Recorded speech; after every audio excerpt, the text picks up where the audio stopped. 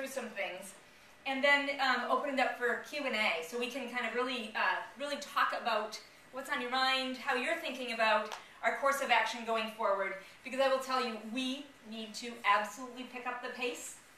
We need two things, and that's where I kind of think this creativity and innovation is like a twofer, right?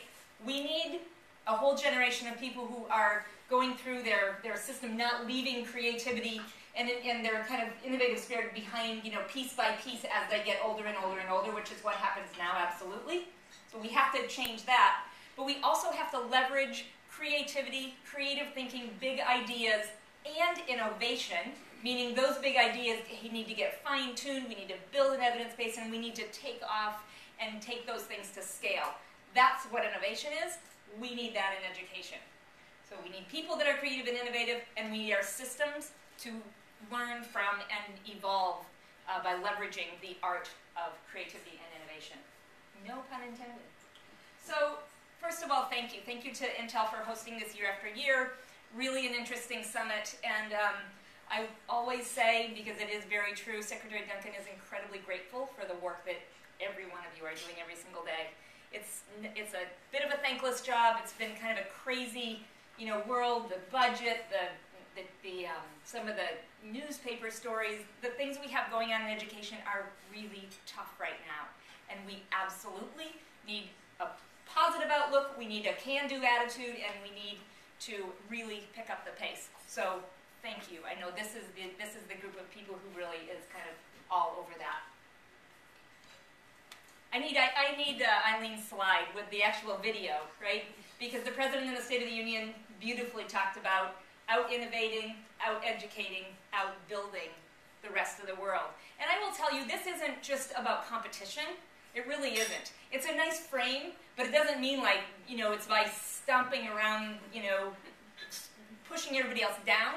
It's absolutely about getting way more of our students over a much higher bar. We have to get way more students, way more people over a much higher bar. So this is what this is about.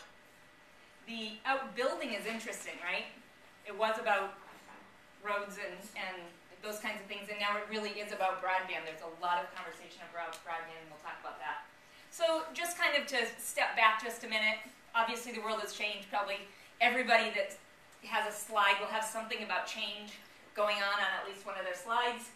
But when the President talked to the State of the Union, this was before everything happened in the Middle East, when we learned that Facebook actually had a big role to play in what happened, in terms of an organizing space, a space people could post, people could follow.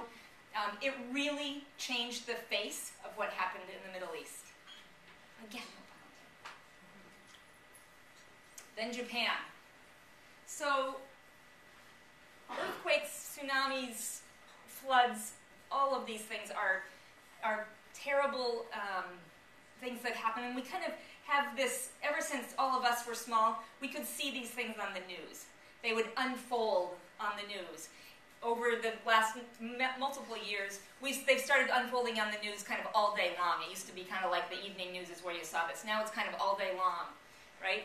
But this was different, right? In Japan, we saw this unfold through the lens of thousands of people that just, course of habit, flipped out their phone and started recording what was happening on the ground on the spot. And so unlike in Thailand a few years before, where we had kind of the same footage over and over and over, which did totally give us a sense of what was going on, here we saw it from so many different angles. We saw so many stories, very personal. So we have Facebook and Flickr and Twitter and all of these sites that are bringing us right into people's lives, into what's happening on the ground.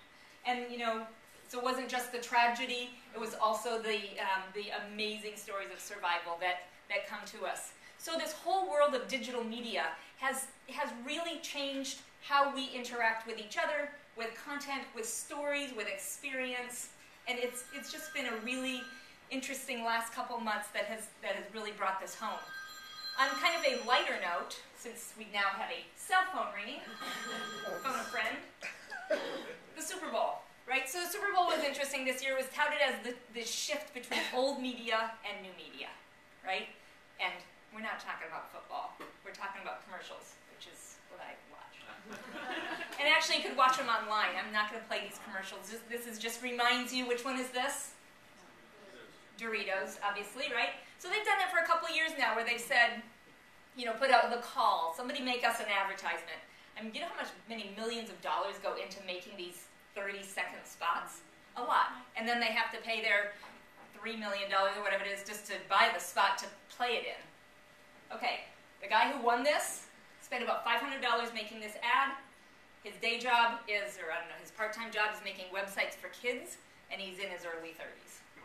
So that was so this guy now is, you know, right up there with Chiat Day and the best advertising firms. He got one of the, you know, the winning spots. So this was interesting. This was the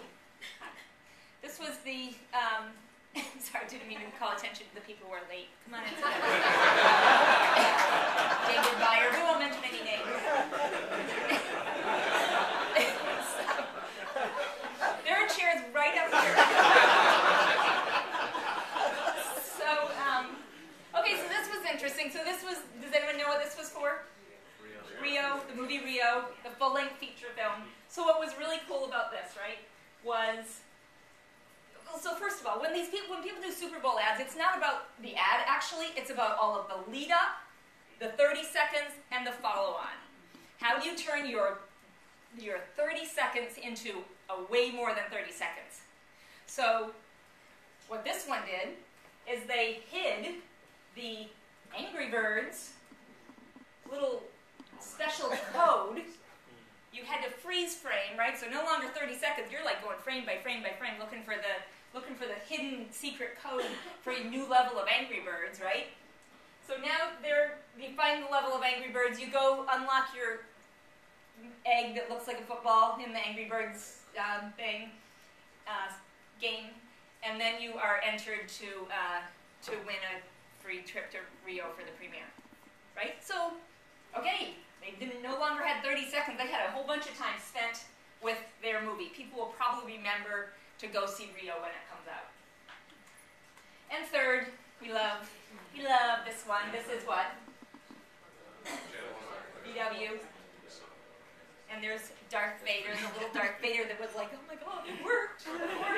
The Force starts the car, very cute.